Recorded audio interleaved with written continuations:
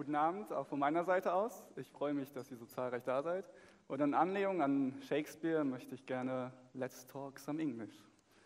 So, mathematics has a lot of fields, and we already heard some optimization. Today, the second one will be about statistics. I know you all love statistics. So, instead of going straight to numbers, I would rather take you back in time, and let's visit the Globe Theatre. You already heard a little about the Globe Theatre. We have around 3,000 seats. It opened in 1599, and it belongs to the Lord Chamberlain's men, which are associated with William Shakespeare.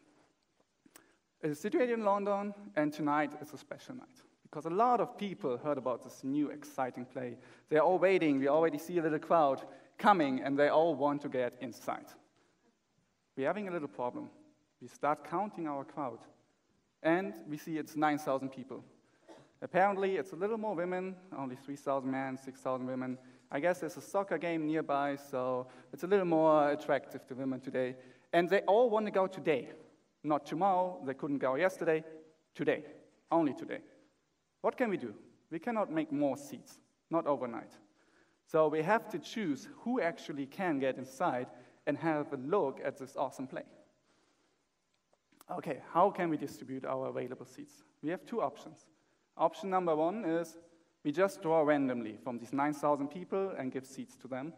The other option is first come, first serve. So usually the first come, first serve approach is quite often chosen. Today, the more interesting part for us will be a randomly draw. And to understand what's actually happening, we need to have a little closer look at our randomly draw. So, the Globe Theatre itself, not all seats are equal. You already heard it today. We have different ranks. To make it easy, we choose 3 ranks. We have the ranks A, B, and C, where A is our lowest rank, the very cheap one, and easy. As 2,000 seats, so most seats are the very cheap ones. You don't have a good category, you're sitting there, no, actually not sitting, you're standing, but, I mean, you can see Shakespeare, right? So it's not that bad. B, a little more advanced. If you want to take out a girl, don't have too much money, I would recommend category B. It's not too expensive, you can sit, you have a nice view, but you don't spend all your money. And if you're really, really into Shakespeare, or you just have a lot of money, then go to category C. Only 250 seats, very exclusive, very nice view, makes you absolutely happy, makes you poor at the same time. So, usually people that go to category C don't want to go to category A. And people from category A probably cannot afford category C. So what we do is, when you come at the beginning, you choose a category, and then we randomly draw who gets into it. Okay, we did that. Everything is fine. Everyone got inside. Not everyone, only 3,000. And we noticed there's something wrong. People are complaining. They're saying the seats is almost 50-50. So we have 50% women sitting there, 50% men. But if you recall, actually we had more women applying. So what can happen? Was Shakespeare sexist? Was there something wrong with them? Did we do a mistake? So let's ask the people in the Shakespeare company what they say, what happened. And they say, nope, we did not make any mistake. Everything is correct. So they say for category A, the amount that we let in was around 60% of the men, 70% of the women.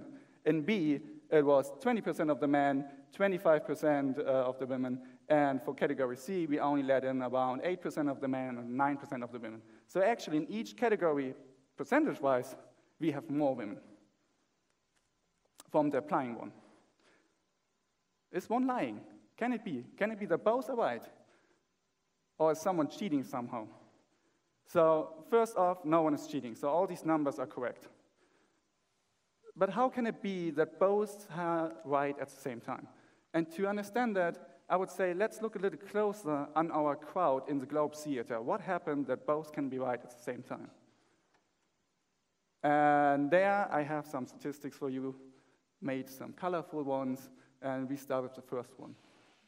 So here I show you the people applying for the category. And the outside one is the women, the inside ring is the man.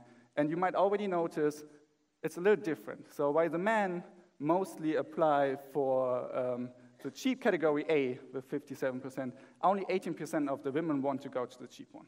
So they prefer the more classic way to see theater. They have the 36% going to category B and 46% going to C. While the men say C is a little too expensive, only very few want to go, which is only 14%, and 29% go there. Okay, doesn't make a problem yet. So, but if we have another look, we see that also the seats by category are not equal.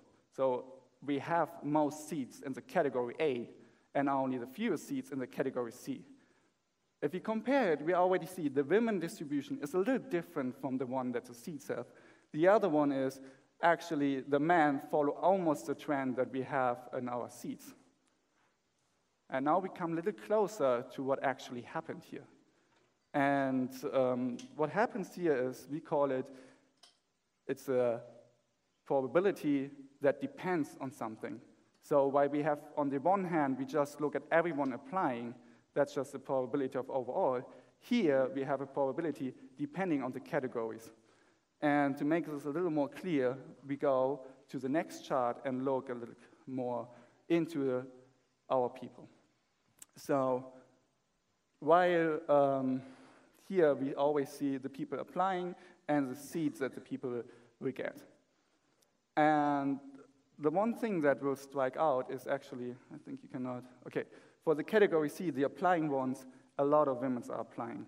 But as we know, in the category C, only very few seats. So the more people are applying percentage-wise, only fewer will get seats. And that's the same with the B. So it's safer to go to category A and you will get a seat with about 80% chance. But if you apply for the category C, you might only get a seat by 10% chance. Okay, and now because so many women applied for our category C, more will actually be neglected. They don't get a seat, and that's what's happening. So both are right at the same time because one has conditional probability and the other one just said, I don't know anything about these categories and who applied, so I can only have a look at my overall distribution. And therefore, to say it with the words of William Shakespeare, through this may be madness, yet there is method in it.